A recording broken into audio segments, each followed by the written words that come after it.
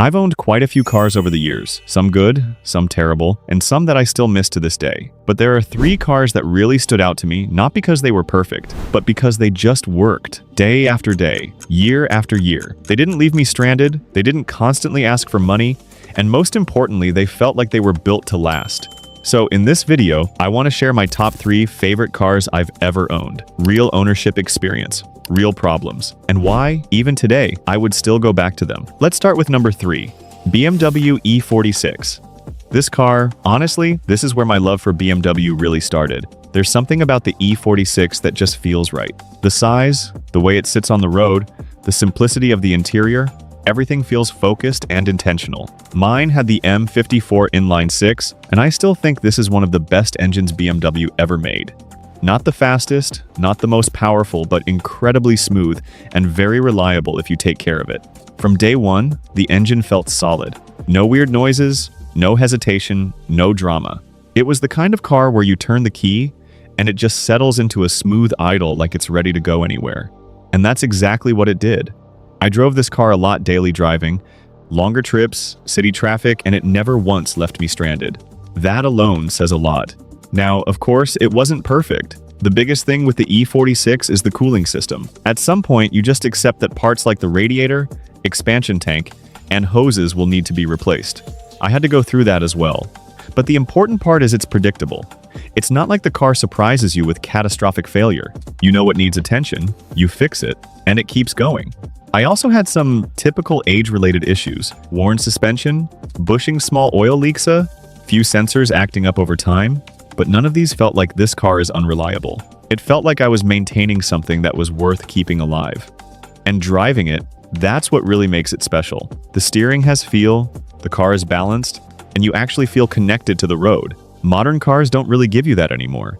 Even now, I'd still say the E46 is one of the best all-around cars you can own if you want something reliable, simple, and genuinely enjoyable to drive. 2. BMW E60.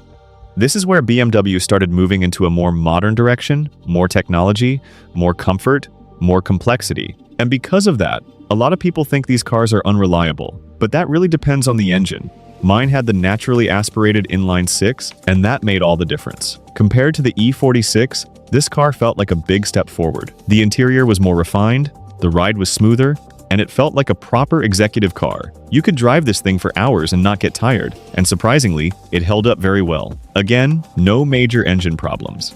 No breakdowns that left me stuck. The engine itself was strong, smooth, and consistent, exactly what you want from a daily car. But this is where things started to change compared to the E46. The E60 had more small issues. Nothing major, but more frequent little annoyances. Occasional warning lights, minor electronic glitches, sensors, needing replacement, small electrical quirks that come and go. At first, it's a bit frustrating, but over time, you realize something important.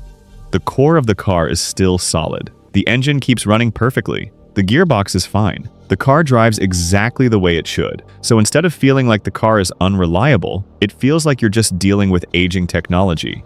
And once you understand that, it becomes much easier to live with. What I really liked about the E60 was the balance. It still had that classic BMW driving feel, but it added a level of comfort that made it much better for everyday use. It's not as raw as the E46, but it's more mature, more relaxed. And for a lot of people, especially if you're driving longer distances, that's actually a better experience.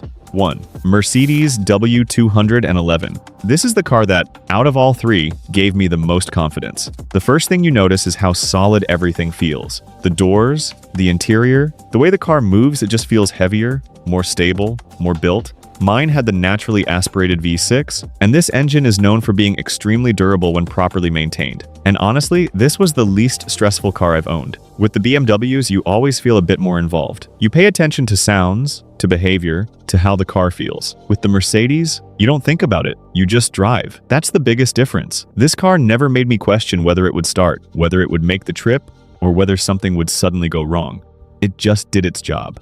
Of course, like any older car, it wasn't completely problem-free. I had some suspension wear over time, a few small electronic issues, general maintenance things like any aging luxury car, but again, nothing major.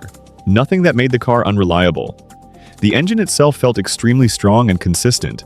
No drama, no surprises, just smooth power delivery and quiet operation. And on longer drives, this is where the car really shines. It's comfortable, stable, and just effortless to drive. You don't feel tired, you don't feel stressed, it just works. Out of all three cars, this is the one that felt the most complete. Not the sportiest, not the most exciting, but the one you trust the most. Conclusion. Looking back at all three, I think the biggest thing they have in common is this. They come from a time when cars were still built with simplicity in mind. No overcomplicated tech, no unnecessary systems, just solid engineering. Yes, they all had small problems. Every car does, but none of them ever made me feel like I made a bad choice. And honestly, that's rare. If I had to pick again today, I wouldn't hesitate. These are the kinds of cars that remind you why people fall in love with driving in the first place.